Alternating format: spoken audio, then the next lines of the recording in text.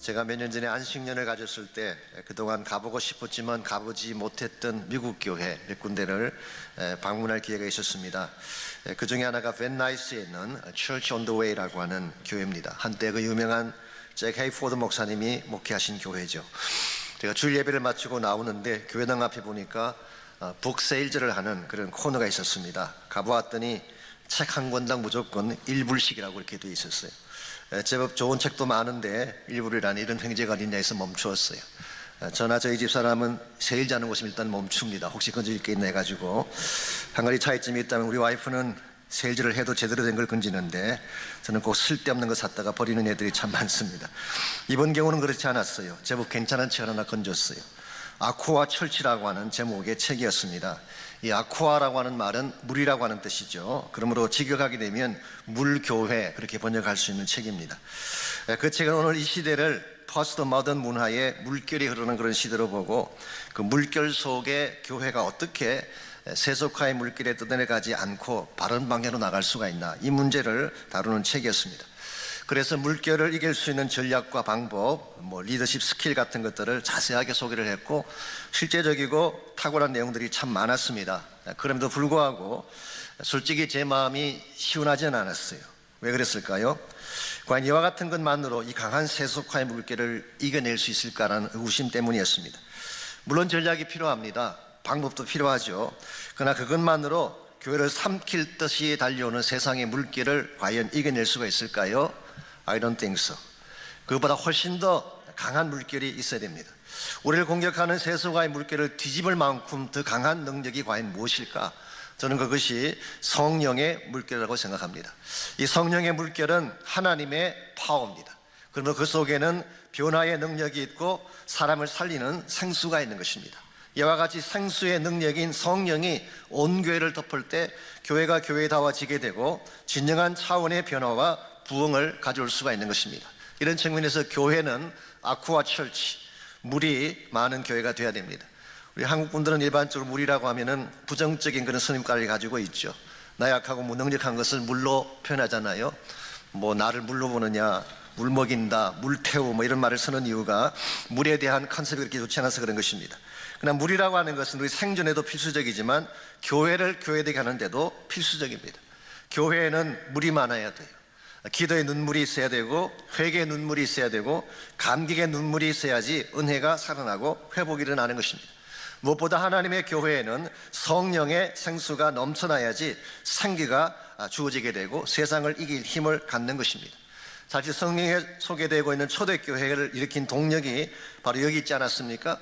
우리가 아는 바처럼 초대교회는 세상에 포위당한 듯한 그런 교회였어요. 세상 문화 가운데 포위당하고 로마 제국의 압제하에 굉장히 어려운 환경이 초대교회 상황이었습니다. 왜곡된 유대주의가 교회를 공격하고 타락한 그레코 로만 문화가 교회를 공격했습니다. 무엇보다도 로마 제국의 핍박이 교회를 압제하는 가운데 있었기 때문에 그야말로 숨죽이면서 겨우 생존할까 말까 한 것이 초대교회 상황이었는데 성경을 보게 되면 이와 같은 정황에도 불구하고 그들은 그 모든 유혹과 압제를 깨뜨리고 오히려 세상을 뒤집어 놓았어요. 어떻게 약한 그 초대교회가 그 당시 막강한 로마 제국을 뒤집고 세상을 뒤집을 수 있었을까요? 그 근본적인 원인이 뭘까요? 조직력 때문일까요? 좋은 전략 때문일까요? 아니면 리더십 스킬 때문에 그런 일이 벌어졌을까요? 아닙니다. 성령의 생수가 교회를 교회되게 했기 때문에 일어난 일들이었어요. 성령이 가득 차게 되면 교회가 파워를 갖게 됩니다. 성령이 가득 차게 되면 교회 안에 생명의 역사가 일어나는 것입니다. 감히 세상에 감당하지 못할 능력이 성령의 권세 안에 있기 때문에 교회가 성령에 사로잡히게 되고 교회가 성령의 강물에 잡히게 되면 교회는 반드시 살아나게 되어 있는 것입니다. 이런 측면에서 교회이건 개인이건 성령의 능력을 받고 성령의 은혜에 잠긴 상태가 돼야지 우리가 세상도 이길 수가 있고 하나님이 기뻐하는 열매도 맺을 수가 있습니다. 어떻게 하면 성령의 강물이 다시 우리 개인 삶 속에 흐르게 할 수 있을지, 혹은 성령의 그 물결이 교회를 덮어서 참된 교회를 만들어낼 수 있을지 오늘 주신 본문을 통해서 이것을 함께 정리해 보려고 합니다. 오늘 같이 그 본문에 보시면은 교회 사역을 생기 있게 만드는 비결에 대한 말씀이 소개되어 있습니다. 먼저 12절을 보시면 사도 바울이 소개하는 교회가 무엇인가에 대한 근본적인 컨셉이 12절에 나와 있죠. 몸은 하나인데 많은 지체가 있고 몸의 지체가 많으나 한 몸인과 같이 그리스도도 그러하니라. 여기에 지체가 많은데도 한 몸이고 또 한 몸임에도 불구하고 다양한 지체를 가지고 있다. 이걸 쉽게 표현하면 다양성 속에서의 통일성이라고 할 수가 있죠. 이게 교회의 본질 중에 하나입니다. 교회는 다양한 사람들이 모이고 각양각색의 사람들이 모였지만 하나를 이루는 유니티, 이것은 유니폼이 아니라 유니티입니다. 똑같은 색깔을 말하는 것이 아니라 각각 다른 종류의 사람들이 모였지만 서로 통일성을 이루는 것. 이와 같이 교회를 통일되게 만드는 데 있어서 근본적인 원인은 오늘 본문이 제시하는 것처럼 예수 그리스도입니다. 특별히 사도 바울은 교회를 표현할 때에 그리스도의 몸이라고 하는 단어를 많이 썼어요. 바울 서신을 보게 되면 바울이 교회를 표현하는 여러 가지 많은 용어들이 있는데 그 중에 가장 favorite term이 body of Christ, 교회는 그리스도의 몸이라는 것입니다. 자, 교회를 그리스도의 몸이라고 할 때에 이것은 무엇을 강조하는 말일까요? 교회는 유기체다 그런 뜻입니다. 오르가니즘이다 그런 뜻이에요. 생명이 있는 살아 움직이는 것입니다. 그래서 교회는 생명체이기 때문에 성장하기도 하고 변화하기도 하고 때에 따라서는 무드를 타기도 하고 심지어 때로는 아프기도 하는 것입니다. 이런 면에서 교회는 세상이 말하는 조직체하고는 다른 것입니다. 조직체라고 하는 것은 오르가나이제이션이죠. 오늘 많은 분들이 교회를 오르가나이제이션인 줄 착각하는 분들이 계시는데 그것은 잘못된 인식입니다.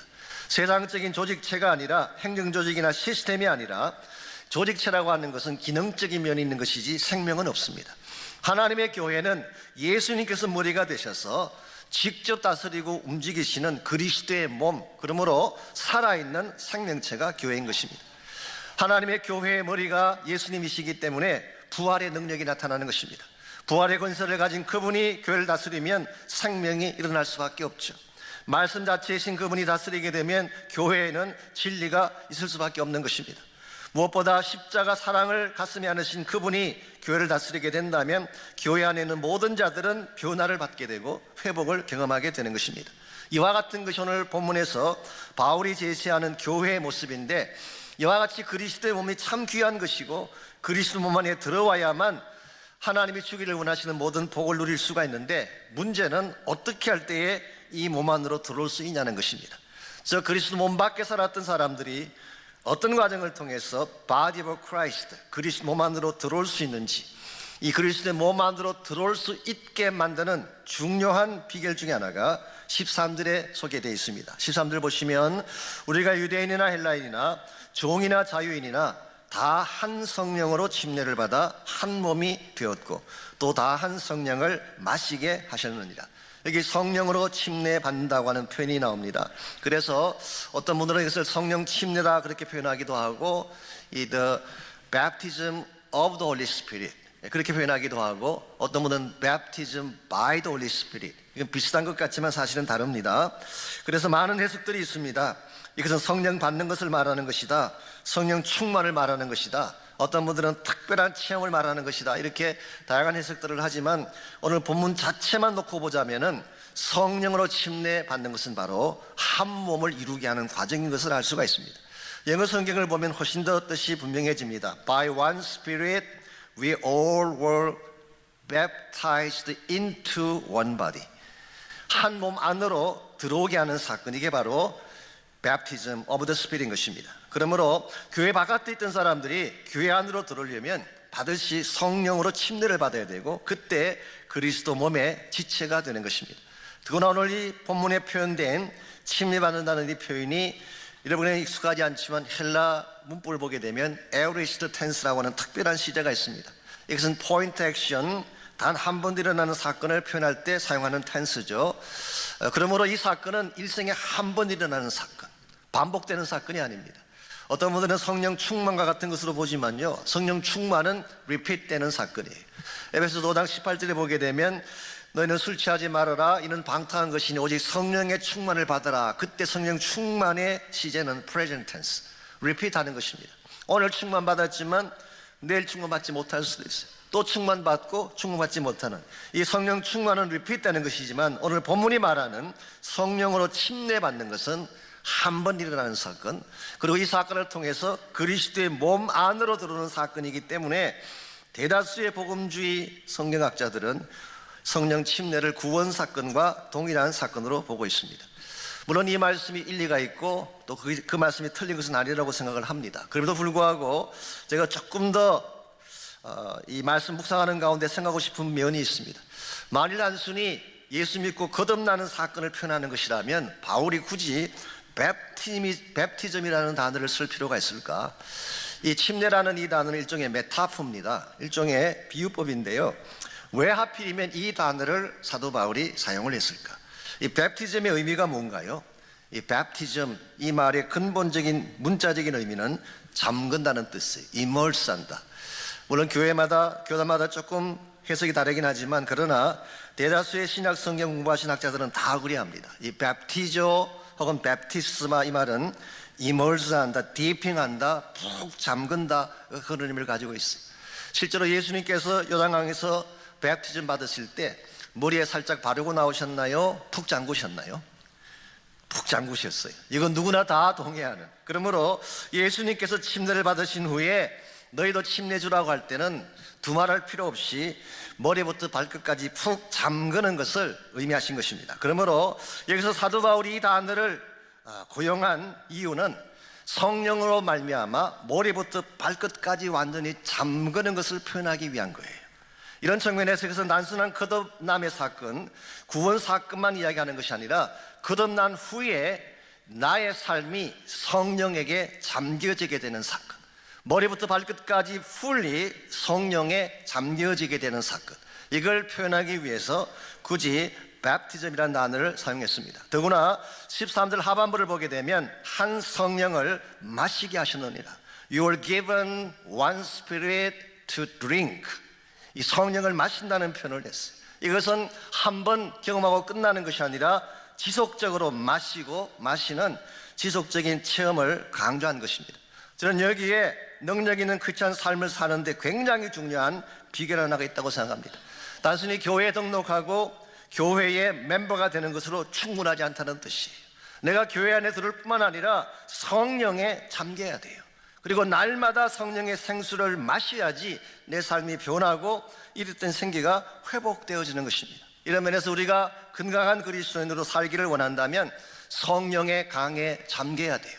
성령에 푹 잠겨져서 성령이 이끄시는 대로 나의 삶을 이끌고 성령이 말하게 하심을 따라 말하게 되고 성령 따라 살아가게 된다면 우리의 삶은 당연히 승리하게 되고 많은 열매를 맺게 되고 세상을 이기게 되는 것입니다. 저는 교회도 마찬가지라고 생각합니다. 교회가 언제가 가장 강할 때일까요? 성령께서 다스릴 때가 가장 강한 교회예요. 사람들이 다스릴 때가 아닙니다. 많은 군중들이 다스릴 때가 아니라 어떤 조직체나 시스템이 다스리는 것이 아니라 성령이 주권자가 돼서 교회를 다스리면 세상의 교회를 감당할 수가 없어요. 그러므로 참으로 교회가 교회다워지는 비결, 크리스찬답게 살아갈 수 있는 비결이 바로 성령의 능력에 잠기는 것입니다. 오늘 여러분과 제가 세상의 강물에 잠겨 사는 자가 아니라 성령의 강에 잠겨 살게 되면 어떤 축복이 우리에게 주어질까요? 오늘 본문에 보시게 되면 성령의 침례를 받고 성령의 잠김의 삶을 사는 자에게 나타나게 될 세 가지 축복이 오늘 본문에 소개되어 있습니다. 첫 번째가 바른 역할을 하는 축복이에요. 바른 역할. 여러분이 교회 안에서 해야 될 바른 역할을 할 수 있는 것, 이것은 바로 성령을 통하여 그리스도 안에 들어와서 성령에 잠길 때 가능하다 그런 뜻이에요. 자, 우리가 예수님의 몸 안으로 들어오게 되면 성령께서 여러분과 저에게 주시는 선물이 하나 있어요. 그 선물이 뭘까요? 은사라고 하는 선물을 주십니다. 그래서 하나님이 은혜로 또 특별하게 주시는 선물이기 때문에 우리가 보통 spiritual gift라고 부르죠. 이게 은사입니다. 우리에게 이 은사가 주어지는데 은사를 따라 일할 때 우리 역할이 바르게 되어지고 하나님의 교회가 건강해진다 그런 뜻입니다. 그래서 오늘 말씀 8절에서 10절까지를 보시게 되면 사도 바울은 다양한 은사를 나열하고 있죠. 제가 카운트해 봤더니 오늘 본문에만 9가지가 나옵니다. 9가지. 그리고 신약성경 전체에서 오늘 본문을 제외하고 4군데 더 나와요. 그래서 신약성경 전체 5군데 은사에 대한 리스트가 나오는데요. 거기 나오는 은사들을 중복되지 않게 은사들의 숫자를 다 카운트하면 몇 개 정도나 될까요? 20개가 나옵니다. 20개. 20개 은사. 여기에다가 어떤 분들은 마태복음 19장에 보게 되면 독신도 은사로 보았어요. 예수님께서 천국을 위해 독신이 되는 경우가 있다. 이 받을 만한 사람만 받으라 그렇게 말씀하신 걸 보면 아무나 할 수 있는 것이 아니라 이 독신으로 사는 것도 은사로 취급한다면 21개가 됩니다. 여기에다가 또 어떤 분들은 순교하는 것, 박애, 선교사, 중보기도, 귀신 쫓는 것, 가난까지도 은사로 보았어요. 아무나 가난하게 살 수 있는 거 아닙니다. 은사를 받아야 살 수 있는 거예요. 은사. 여기서 말하는 가난은 자발적인 무소유를 말합니다. 우리 아시시 성인 같은 성 프란시스 같은 분이 바로 이 은사에 해당할 수가 있죠. 이와 같은 것들을 다 카운트한다면 토탈 27개가 성경에 기록되어 있습니다. 한마디로 요약하면 무슨 뜻일까요? 다양하다 그 말이에요. 왜 하나님께서 하나님의 교회에 이렇게 다양한 은사를 주셨을까? 그것은 교회에 속한 모든 그리스도인들이 다양한 역할을 해야 하기 때문에, 한 사람이 다 독점하는 것이 아닙니다. 어떤 특정한 은사만 주장하는 것이 아니라 다양한 은사들을 가지고 다양한 위치에서 다양하게 우리 역할을 감당할 때에 하나님의 교회가 건강해지고 우리의 삶도 바르게 쓰임받는다는 뜻이에요. 그러므로 하나님 우리 모두에게 유니크한, 나에게 꼭 필요한 은사를 주셨는데 이 은사를 가지고 바로 사용을 해야지, 다른 사람의 은사를 가지고 시기한다든가 흉내를 내는 것은 굉장히 잘못된 것입니다. 여러분께서 잘 아시는 피터 웨거너라고 하는 교수가 있었죠. 우리 찰스 피터 웨거너입니다. 풀네임이 풀러신학교의 교회 성장학 교수를 역임하시던 분이죠. 지금 물론 은퇴하시고 사실 요즘은 조금 그분에 대한 평가가 다르게 나오긴 합니다만은 소위 말해서 신사도 운동이라고 하는 뉴 아포스톨릭 레포메이션이라는 그 운동에 관여를 하시면서 조금 영적으로 약간은 좀 익숙하게 나간 면이 있긴 합니다. 어쨌든 간에 그분이 풀러 신학교에서 티칭하실 땐 그렇지 않으셨어요. 굉장히 근전하셨고 쓰신 책도 굉장히 많았습니다. 이분이 신학교를 졸업하신 후에 남미에 있는 볼리비아로 선교사로 지원해서 갔습니다. 그래서 이분의 원래 사역은 선교사였어요. 그래서 선교를 하면서 자기 마음속에 항상 부러워했던 인물이 하나 있습니다. 그 인물이 누구냐고 하면은 빌리 그레이엄 목사님이었어요. 빌리 그레이엄 목사님은 한번 설교하면은, 초청을 하면은 수천 명이 결신하고 나오지 않습니까? 이걸 보고 나도 빌리 그레이엄처럼 한번 설교하면 이렇게 많은 자들이 결신하면 얼마나 좋을까? 그래서 빌리 그레이엄을 연구하기 시작했어요. 그래서 그분의 제스처를 따라서 하고, 그분의 억양, 노스캐롤라이나 억양이 있습니다. 독특한 억양이 있습니다. 그 억양을 가지고 발음을 하고, 심지어는 설교할 때 The Bible says, 이거 빌리 그레이엄의 18번이잖아요. The Bible says를 설교 때마다 수십 번 연발을 했어요. 이와 같이 설교했음에도 불구하고 본인이 설교를 마친 후에 초청하면 한 명도 안 나왔어요. 굉장히 실망이 됐습니다. 혹시 내 기도가 잘못됐나, 내가 뭐가 부족해서 그런 것인가, 그렇게 생각을 하던 중에 이 대중전도가 안 된다면 그럼 개인 전도를 해보자. 그때 자기에게 전도 가르친 교수님이 그런 말씀하셨대요. 그 교수님은 버스를 타고 옆자리에 앉은 사람과 대화를 시작하면 버스에서 내릴 때쯤이면 그분이 예수 믿고 결신한다, 그렇게 말씀하셨어요. 나도 한번 해보자. 그래서 버스를 타고 옆 사람에게 복음을 전했습니다. 자, 버스에서 내릴 무렵이 됐을 때 어떤 일이 벌어졌을까요? 영접하기는커녕 오히려 화를 내고 대어떠는 그런 현상을 봤어요. 왜 나는 안 되는 것일까? 왜 나는 빌리 그레이엄처럼 될 수가 없고, 왜 나는 버스 옆자리에 앉은 사람을 결신시킬 수가 없을까? 이분이 스트러글링하며 기도하던 중에 발견한 굉장히 중요한 사실 하나가 있었습니다. 그게 뭘까요? 나에게는 복음 전하는 자의 은사가 없다는 사실을 발견했어요. The evangelist, 이게 은사 중에 하나인데요, 나에게는 하나님이 이 은사를 주시지 않았구나, 이 사실을 발견했어요. 물론 모든 그리스도인이 하나님의 복음을 전가할 의무를 갖고 있습니다. 그렇다고 해서 모든 그리스도인이 다 복음 전거자의 은사를 받은 것은 아니에요. 그래서 피터 웨거너는 자기에게 그 은사가 없다는 사실을 알고 하나님이 자신에게 주신 은사를 찾기 시작했어요. 그러던 중에 가르침의 은사와 영적 능력의 은사가 있는 것을 깨닫고 그 은사를 따라 사역한 결과 신학교 교수가 되고 영적 운동의 리더십을 발휘하게 된 것입니다. 오늘 여러분과 저의 삶도 마찬가지입니다. 다른 사람 볼 필요 없어요. 하나님이 여러분에게 주신 독특한 은사가 있어요.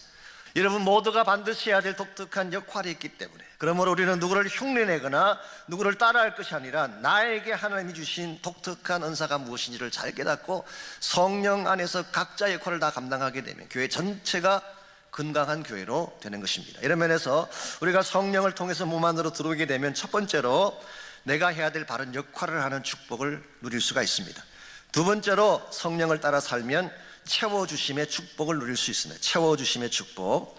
우리 13절 하반부를 보시게 되면 특별히 오늘 사도 바울은 이 성령의 침례를 말한 후에 성령을 마실 것을 강조하고 있습니다. To drink the Spirit. 성령을 마실 것을 말하고 있습니다. 자, 이와 같은 마심에 대한 이유를 한 이유가 뭘까요? 목마름이 있기 때문에 말씀한 것입니다. 솔직히 이 땅에 살아가는 사람들 중에 목마름이 없는 자가 있을까요? 아무도 없습니다. 사람마다 케이스는 다르지만 모든 사람에게는 갈증이 다 있어요. 어떤 사람에게는 사랑에 대한 갈증이 있습니다. 특별히 어릴 때 부모님께 학대를 받았거나 누군가에게 포림을 받았을 경우에는 사랑에 대한 목마름이 누구보다 더 심각해지는 것입니다. 어떤 분은 시큐리티에 대한 갈증 가진 분이 계세요. 항상 불안하고 두렵고 한 곳에 정착하지 못한 채 떠돌아다니는 그런 분들 계시죠. 이 시큐리티에 대한 갈증 때문에 그런 것입니다. 어떤 분은 만남에 대한 갈증 가진 분이 있습니다. loneliness, 이 고독함에 대한 아픔을 경험한 사람들입니다. 명예에 대한 갈증, 칭찬에 대한 갈증, 인정받음에 대한 갈증, 각양각성의 갈증들을 우리 모두가 안고 삽니다. 특별히 여러분 가지는 이민의 삶을 살고 있지 않습니까? 이민의 삶 자체가 척박한 환경입니다. 메말라 있는 땅을 우리가 사는 것입니다. 이와 같이 메마른 이민의 삶을 살면서 목마름이 없을 수가 없어요. 우리 모두에게는 갈증이 있고 목마름이 있는 것입니다. 오늘 여러분의 삶 가운데에 이와 같은 목마름이 있을 때에 무엇을 통해 그 목마름을 채울 수 있을까요? 세상 물질을 통해 가능할까요? 혹은 쾌락의 술잔을 들이킴으로써 이것이 가능할까요? 아닙니다. 세상이 나에게 안겨주는 잔은 마시면 마실수록 더 갈증이 나는 것이지 우리를 살릴 수가 없는 것입니다. 여러분이 잘 아시는 하워드 휴지라고 하는 유명한 미국의 갑부가 있었잖아요. 항공사업과 영화사업으로 에비에이션 비즈니스로 엄청난 돈을 벌었던 분입니다. 통계에 보게 되면 그분이 돌아가실 때 남겼던 재산이 요즘 돈으로 환산하면 6.6 billion dollars, 66억 불의 돈을 남겼던, 그야말로 재벌에 속한 사람입니다. 얼마나 삶이 화려했는지 그가 진 피러스라고 하는 영화 배우와 결혼을 하고 그 외에도 헐리우드의 수많은 여자 배우들과 연문을 뿌렸던 사람, 가장 화려하고 쾌락을 누리고 돈이 많았던 그런 인물인데 그의 말년이 어땠는지 다 아시죠? 말년은 진짜 쓸쓸했어요. 아무도 찾지 않는 호텔방에서 혼자 있다가 나중에 죽기 직전에 발견이 됐어요. OCD라고 하는 병에 걸려 있었습니다. 이 병은 세균 감염에 대한 강박관념인데요, 혹시 누구나 접촉하게 되면 세균에 감염이 될까 봐 사람들을 멀리하고 접촉을 못하게 하고 아무도 오지 못하게 만든 가운데 홀로 살았어요. 이분이 어느 호텔 방에서 발견이 됐을 때 아무도 이 사람이 하워드 휴지인 줄 몰랐대요. 그러니까 머리는 너무너무 길고 손톱은 깎지 않아 가지고 바닥까지 떨어져 있고 콧수염도 길고 더구나 영양실조로 바짝 마른 가운데 죽기 직전이었어요. 그래서 결국 이 사람을 하워드 휴즈를 휴스턴에 있는 병원으로 옮겨가던 비행기 안에서 결국 세상을 떠나게 되죠. 여러분, 여기에 참 아이러니가 있습니다. 66억 불을 가진 부자가 영양실조로 세상을 떠났어요. 이게 오늘 세상이 우리에게 안겨주는, 세상이 주는 잔의 현주소라고 할 수 있습니다. 아무리 많이 가져도, 아무리 많이 마셔보아도 채워지지 않는 것, 이게 세상이 나에게 안겨주는 세상의 잔인 것입니다. 그러나 우리가 성령의 생수를 마시면 달라지게 됩니다. 성령 안에는 하나님이 나에게 채워주시는 근본적인 치유가 있기 때문에 나의 모든 상한 마음을 성령께서 치유해 주시고 말랐던 나의 심령 가운데에 참된 생기와 기쁨을 주시기 때문에 여러분이 정말 체험받기를 원한다면 성령 앞에 나가셔야 돼요. 요한복음 7장 37절 39절에 보게 되면 예수님께서 초청하신 유명한 초청이 있습니다. 한 번은 예수님께서 장막절을 맞이해서 예루살렘에 올라가셨어요. 그리고 그 명절이 끝나는 끝날 그날에 예루살렘의 백성들을 모아놓고 이렇게 외치셨습니다. 누구든지 목마르거든 내게로 와서 마시라. 나를 믿는 자는 성경의 이름과 같이 그 배에서 생수의 강이 흘러나오리라. 너희들 가운데 목마른 자가 있느냐? 나에게 와라. 나에게 오면 내가 너에게 줄 생수가 있는데 이 생수의 강이 흘러가게 되는데 이 생수가 뭐라고 하셨어요? 39절에 보면 믿는 자가 받을 성령이라고 말씀하셨어요. 우리 모두가 예수님께 나아가서, 우리를 초청하시는 예수님께 나아가서 예수님이 나의 가슴 속에 부어주시는 생수를 받아야만 목마름이 채워질 수가 있어요. 여러분 가운데 혹시라도 아직 목마름 가운데 고통을 당하고 채워지지 않는 삶의 욕구 때문에 힘들어하는 분이 혹시 계신다면 예수 그리스도께 나오시고 성령 앞에 마음의 문을 열고 기도하시기 바랍니다. 예수님 목마릅니다. 오시어 기름 부어주십시오. 주님을 사모합니다. 오셔서 채워주십시오. 성령의 불로 임하소서, 임하소서. 우리가 늘 부르는 찬양처럼 정말 채워달라는 기도, 성령 앞에 나를 올려드리고 믿음으로 성령의 부으심을 간구하는 기도가 있을 때 여러분의 마음은 성령으로 채워지게 되고 그때 참된 기쁨과 변화가 일어나는 것입니다. 이런 면에서 여러분과 제가 성령을 따라 살게 되면 1차적으로는 교회 안에서 바른 역할을 할 수 있게 돼요. 두 번째는 나의 가란 심령, 메마른 심령이 성령의 채우심으로 충만케 되는 축복을 누릴 수가 있습니다. 마지막 세 번째로 우리가 성령 따라 살게 되면 열매를 맺는 축복을 누리게 됩니다. 여러분, 성령의 강이 흘러가는 곳에는 반드시 생명의 열매가 맺혀질 수밖에 없습니다. 성령 자체가 생명의 강수이기 때문에 그렇습니다. 에스겔 47장에 보시면은 이 사실을 가장 그래픽하게 잘 표현해 주고 있어요. 에스겔이 보았던 환상이 여러 가지가 있는데요, 에스겔 47장에 나오는 환상은 하나님이 성전 건축에 대한 환상을 다 보여주신 후에 그 다음 마지막으로 보여주신 환상이에요. 아신 대로 예루살렘 성전, 옛 성전은 그들의 죄악으로 말미암아 회파되어지고 불타서 파괴되고 말았습니다. 그리고 예루살렘 성의 회파와 동시에 하나님 영광이 예루살렘을 떠나가셨죠. 그게 에스겔서의 메시지 아닙니까? 그런데 하나님께서 때가 되면 다시 성전을 회복하시고 하나님의 임재가 성전 가운데 주어진 후에 그 다음 주신 환상, 이것은 환상이면서도 동시에 일종의 미션이라고 할 수 있습니다. 사명에 대한 그림이라고 할 수가 있습니다. 성전 문지방에서 흘러내리는 물에 대한 환상. 물이 성전 문지방에서 나와서 남쪽으로 갔다가 북쪽으로 동쪽으로 흘러가는데 1,000척 지났을 때 재보니까 물이 발목까지 왔어요. 또 1,000척 지난 후에 재보니까 무릎까지 왔어요. 또 1,000척이 지난 후에 그 강물의 깊이를 재어보았더니 허리까지 왔어요. 그러다가 또 1,000척이 지난 후에 보았더니 능히 건너지 못할 강이 되었다, 그렇게 말하고 있습니다. 이런 발목까지 찼을 때는 쉽게 넣었다 뺐다 할 수 있어요. 그건 아직 잡힌 상태가 아니에요. 발목까지 있는 신앙. 근데 무릎까지 가게 되면 조금 불편해요. 무릎까지 물이 차면 내 마음대로 하기가 조금 불편합니다. 그러다가 허리까지 가게 되면 많이 컨트롤 당해야 돼요. 이 허리는 힘의 근원이기 때문에 허리를 꽉 붙잡으면 우리 마음대로 못해요. 성령께서 내 허리까지 채워 있으면은 여러분이 마음대로 하기가 좀 어려워요. 그런데 만일의 경우에 강물이 너무 많아가지고 건너지 못할 강이 됐다는 말은 물속에 잠겼다는 뜻이에요. 우리가 이 강물 속에 푹 잠기게 되면 어떤 일이 벌어질까요? 그때는 내 마음대로 못해요. 이 강이 흐르는 대로 흘러가는 것입니다. 이 강물이 흘러가는 대로 따라갈 수밖에. 이게 성령에 사로잡힌, 소위 말하는 성령의 충만이 나에게 왔을 때 일어나는 현상입니다. 성령이 나의 모든 것을 꽉 잡게 되면, 나의 머리부터 발끝까지를 장악하게 되면 내 마음대로 할 수가 없어요. 성령의 행하게 하심을 따라 하게 돼 있어요. 하고 싶은 말 마음대로 할 수가 없습니다. 성령의 말하게 하심을 따라 말하기 때문에 내 입술에서 진리가 나올 수밖에 없어요. 정말 진리가 나오고 사랑이 나오고 바른 말이 나오는 것입니다. 오늘 여러분과 제가 세상에 잡힌 인생이 아니라 성령에 잡힌 인생이 되고 성령의 강물에 나의 전신이 잡혀지게 되면 그때 참된 차원의 변화가 시작이 되어지고, 또 한 가지 중요한 사실이 있습니다. 이와 같은 성령의 강수가 어디까지 흘러가는지 아십니까? 에스겔 40장 8절 말씀에 하면은 아라바 바다까지 갔다 돼 있어요. 아라바 바다는 오늘날의 사해를 말합니다. 죽음의 바다. 거기가 살 수 없는 죽음의 바다가 사해인데, 그 사해 바다에 성령의 강이 흘러가니까 생물이 살아나고 고기가 살아나고 강 좌우에 과실나무 열매가 열리고 그 잎이 시들지 않고 열매가 끊어지지 않는다고 성경은 말씀합니다. 이와 같은 일이 실제로 일어났어요. exactly 똑같은 일이 성경 기록에 하면 일어났어요. 그게 바로 사도행전 1장 8절에 기록된 말씀입니다.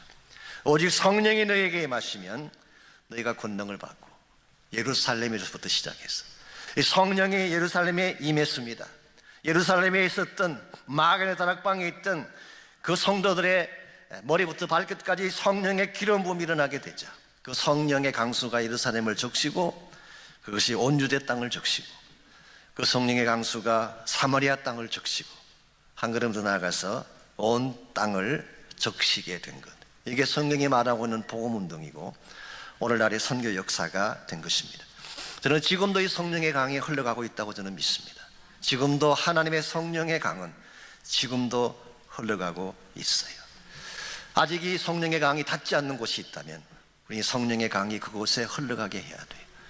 혹시라도 나의 삶이 이 성령의 흐름을 막고 있다면 내 자신이 하나님께 다시 재헌신하고 나를 통과해서 이 성령의 강이 흘러가게 해야 됩니다. 그렇게 함으로써 우리 가정이 성령으로 충만하게 되고 우리의 직장과 우리의 사회가 성령의 생수로 가득 차게 되고, 그리고 성령의 생수가 가는 곳마다 생명이 살아나고 성령의 열매가 꽃을 피게 된다면 그게 하나님이 기뻐하시는 가장 아름다운 삶의 현실이 되는 것입니다.